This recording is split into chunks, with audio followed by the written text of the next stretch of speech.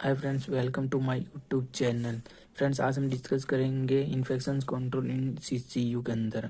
Friends, इससे पहले मैंने डिस्कस किया था स्पेशल इक्विपमेंट इन सीसीयू, यानी स्पेशल इक्विपमेंट कौन कौन से यूज़ किए जाते हैं सीसीयू के अंदर।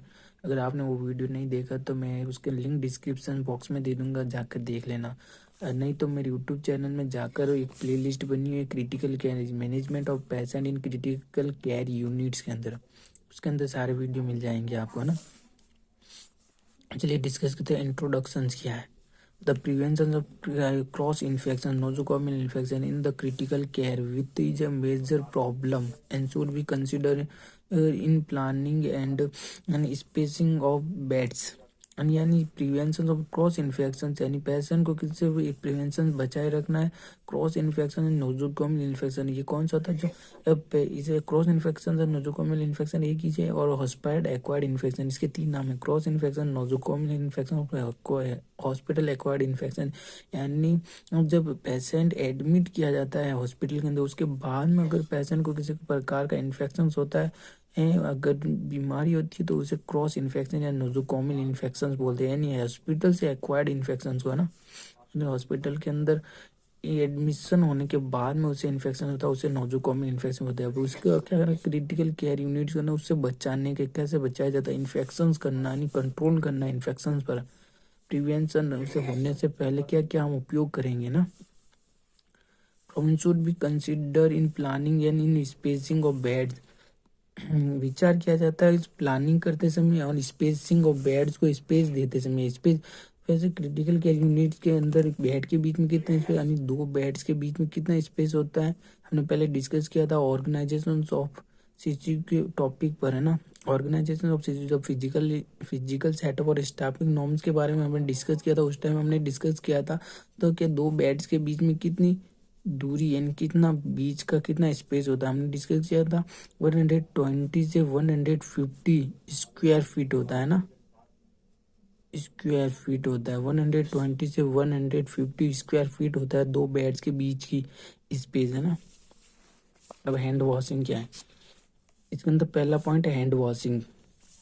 हैंड वॉशिंग के अंदर क्या कहता है, हाथों को धोना, है ना। Sting hand washing between all patient contact, जब भी स्टिंग हैंड वॉशिंग करना, जब भी पेशेंट पेशेंट के कांटेक्ट में आते हैं हम, जब भी नर्स या पेशेंट के कांटेक्ट में आएगी तो वो हैंड वॉशिंग करेगी। यानी बिफोर पेशेंट के दूसरे पेशेंट को टच करने से पहले और आफ्टर पेशेंट को वो ट्रीट करने के बाद में वो हैंड वॉशिंग करेंगी। Hand washing between all patient contact, सभी पेशेंट के कांटेक्ट में आने से पहले और बाद में क्या हैंड वॉशिंग करेंगी। Washing facility should be provided eight comfortable location through out the CCU and each of its isolation room. जो वॉशिंग फैसिलिटीज होती है वो पूरे सीसीयू के अंदर कंफर्टेबल लोकेशन के अंदर प्रोवाइड करनी है, और ईच प्रत्येक आइसोलेशन रूम के अंदर। आइसोलेशन रूम कौन सा होता है, ये वह रूम होता है जिसके अंदर यानी कंटाजीनियस एंड कम्युनिकेबल डिजीज होती है, जिस पेशेंट को उसे आइसोलेशन रूम के अंदर रखा जाता है। कम्युनिकेबल डिजीज का मतलब क्या होता है, जो एक पेशेंट से दूसरे पेशेंट के अंदर फैल सकती है। फ्रेंड्स, नहीं किसके द्वारा फैल सकती है, जब टच करने से फैल सकती है या उसके छींक आने से फैल सकती है। आइसोलेशन रूम उसके लिए क्रिएट किया जाता है ना। जिससे कम्युनिकेबल डिजीज होती है उन्हें आइसोलेशन रूम के अंदर रखा जाता है। एंटीसेप्टिक सच एज जैसे सैवलॉन हेबिकस should be made available for hand washing. Any antiseptics होना चाहिए हैंड वॉशिंग करने के लिए, क्या होना चाहिए, एंटीसेप्टिक सॉल्यूशन, यानी सॉल्यूशंस होना चाहिए। सावलॉन हेबिकस आप डिटर्जेंट भी लिख सकते हैं, डिटर्जेंट भी हो सकता है। Should be made available for hand washing के लिए अवेलेबल होना चाहिए। एंटीसेप्टिक जो क्या करेगा, जो सारे बैक्टीरिया को क्या करेगा, किल करेगा। सारे तो नहीं होंगे पर बैक्टीरिया ऑलमोस्ट रेड्यूस हो जाएंगे उनके नहीं ग्रोथ को। सावलॉन हेबिकस, इसके साथ डिटर्जेंट भी लिख सकते हैं। Gloves should be warm will contacting high risk patient contact. Gloves को पहनना चाहिए कब, जब हाई रिस्क, एंड ग्लव्स को पहनना जब हाई रिस्क पेशेंट के आप कांटेक्ट में जाते हैं, जिसके क्या ट्रांसमिशन होने का संभावना अधिक होती है, इन्फेक्शन के ट्रांसमिशन होने की, उसके कांटेक्ट में जाते तो ग्लव्स पहन के ही जाना चाहिए। स्पेसिंग स्पेसिंग पेशेंट के बीच में जो पेशेंट है उसका कितना स्पेस देंगे, हमने पहले डिस्कस किया था 120 से 150, है ना। 120 से 115 स्क्वायर फीट देंगे हम इस पे। 2 पेशेंट के बेड के बीच का ये फिट होता है ना spacing patient. Sufficient space should be provided around each patient for equipment. जो पेशेंट होता है ना उसके इक्विपमेंट होता है उसके सफिशिएंट क्या करना स्पेस हमें देना है उनके बीच में। There should be adequate ventilation in the CCU. CCU के अंदर एडिक्वेट वेंटिलेशन क्या होता है जो कि एयर को क्या करता है एयर को क्या करता है क्लीन करता है। ये वेंटिलेशन सफिशिएंट एडिक्वेट वेंटिलेशन होना चाहिए सीसीयू के अंदर है ना। वेंटिलेशन जो ये क्या करेगा ये एयर जो डल्टी एयर है एडल्ट जो गंदी गंदी डल्टी यानी गंदी एयर है उसे रिमूव करेगा एंड फ्रेश एयर को अंदर रखेगा यानी रूम के अंदर फ्रेश एयर को रखेगा। There should be adequate air conditioner. There should be adequate air conditioner with adequate exhausted fans when wherever needed.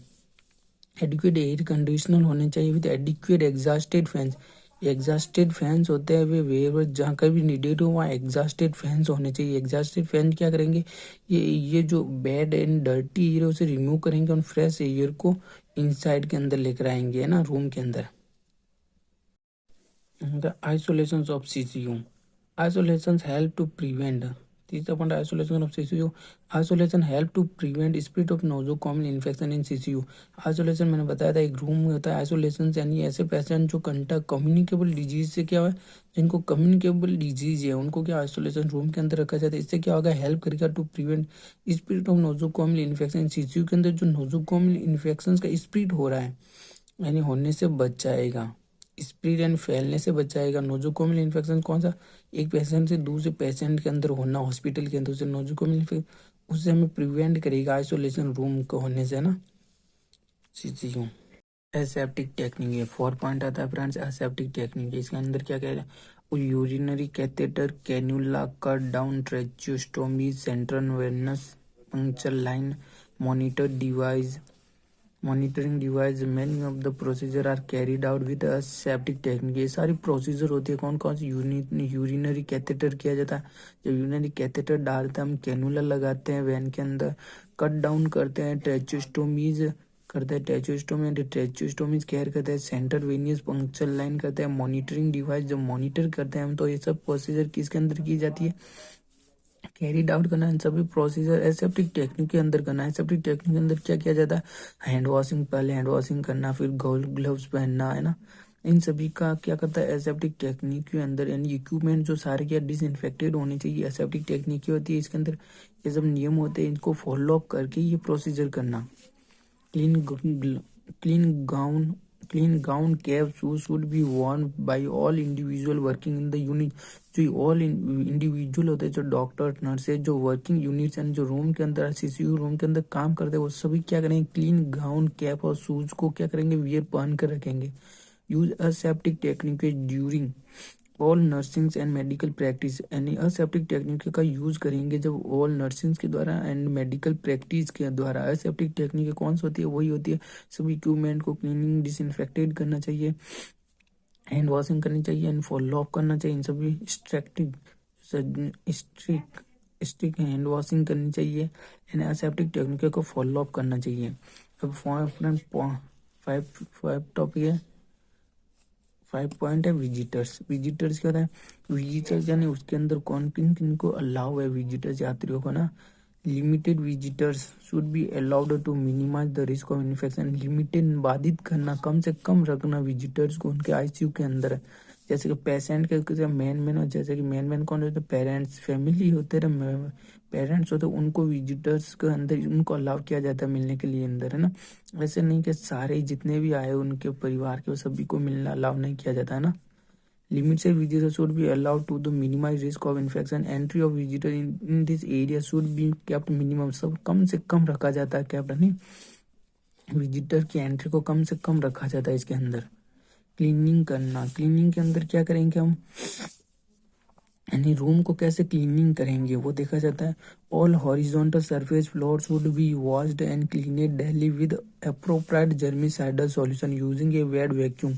यानी जो हॉरिजॉन्टल सरफेस और फ्लोर होती है वो should be washed and cleaning करना डेली, उनको वॉश्ड और क्लीनिंग साफ करना daily with appropriate germicidal solutions के द्वारा। जर्मिसाइडल सॉल्यूशन क्या करेगा, ये कीटाणुओं को क्या करेगा, किल कर देगा जितने भी जर्मिसाइडल सेल हैं। Using a wet vacuum. Wet vacuum क्या होता है, एक डिवाइस होता है फ्रेंड्स, ये क्या होता है, एयर के द्वारा ये प्रेशर है ना, वेट वैक्यूम होता है। आपने कभी देखा होगा सीरीज टीवी के अंदर, वेट वैक्यूम होता है जिसके मशीन होता है, ये सब पाइप की तरह लगा होता है कि पाइप होती है उसे लेकर ऐसे ऐसे फिरते हैं तो वो सब क्या होता है, वो अपने अंदर खींच लेता है जितनी भी होता है, मतलब जितना भी कचरा होता है वो अपने अंदर खींच लेता है ना डिवाइस के अंदर। ये वेट वैक्यूम होता है, इसके द्वारा क्लीनिंग करना। Terminal cleaning, terminal cleaning should be carried out room terminal cleaning should be carried out rooms, all articles and other things should be disinfected। जो रूम्स के जितने भी ऑल आर्टिकल्स होते हैं ना, अदर थिंग्स और दूसरी चीजें भी होती है वो सब क्या करना, डिसइंफेक्टेड करना चाहिए उन सभी को। जनरल प्रिकॉशंस के अंदर क्या करेंगे, जनरल प्रिकॉशन 7 पॉइंट होता है general precaution. Sterile saline solution is used for sterile saline solution is used for tracheal lavage, cleansing of tubes during tracheostomy, suctioning and mechanically ventilations।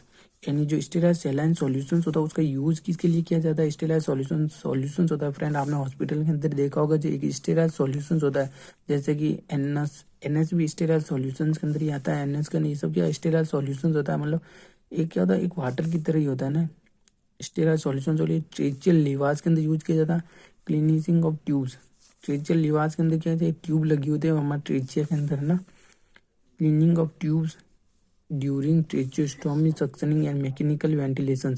ट्रेचियोस्टोमी suctioning क्या होता है, इसके अंदर क्या होता है, जो ट्रेचिया होता है उसके अंदर क्या होता है, जब एयर वे हमारा क्या था, जब एयर वे प्रॉपर फंक्शन नहीं कर पाता है ना, जब एयरवे के अंदर किसी प्रकार का ऑब्स्ट्रक्शन आ जाता है तो उसके द्वारा सक्शनिंग, ट्रेचोस्टोमी के द्वारा सक्शनिंग किया जाता है, उसे वापस सक्शन करके उसे क्लीन किया जाता है ना। तो उसके अंदर एक ट्यूब होती है, क्लीनिंग ऑफ ट्यूब, उसको जो ट्यूब होती है उसको किसके द्वारा क्लीनिंग मतलब सफाई की जाएगी, वो sterile solutions, sterile saline solutions के द्वारा क्लीनिंग करना। ड्यूरिंग ट्रेचियोस्टोमी सक्शनिंग के द्वारा मैकेनिकली वेंटिलेशन। मैकेनिकली वेंटिलेशन क्या होता है, ये वेंटिलेशन इसके द्वारा क्या होता है, जब हमारे हमारे फंक्शंस नहीं कर पाते हमारे, जब जो ऐसे लंग्स के चारों ओर जो मस्कल्स होती है यानी जो डायफ्राम होता है वो क्या करता है प्रॉपर, अगर किसी प्रकार चेस्ट इंजरी होगी तो वो फंक्शन नहीं कर पाता, उसकी इसकी ऐसी कंडीशन में हम क्या करेंगे, मैकेनिकल वेंटिलेशन लगाएंगे।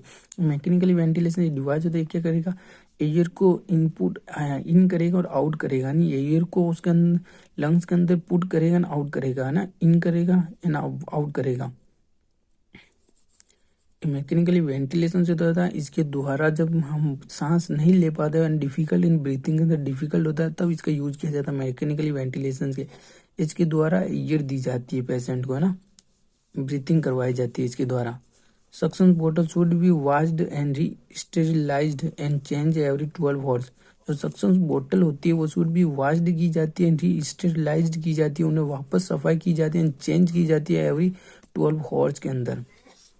सक्शन बोतल शुड बी वॉश्ड धोया जाता है, री स्टेरिलाइज और उसको वापस स्टेरिलाइज किया जाता है। स्टेरिलाइज के अंदर क्या होगा, इसको क्या करेगा, जितने भी उसको बैक्टीरिया होंगे उसको किल कर दिया जाएगा ना, और चेंज एवरी 2 आवर्स के अंदर चेंज करना। स्ट्रिक्ट एसेप्टिक टेक्निक जो मैंडेटरी यानी कंपल्सरी होगी, कैरिंग आउट फॉलोइंग प्रोसीजर।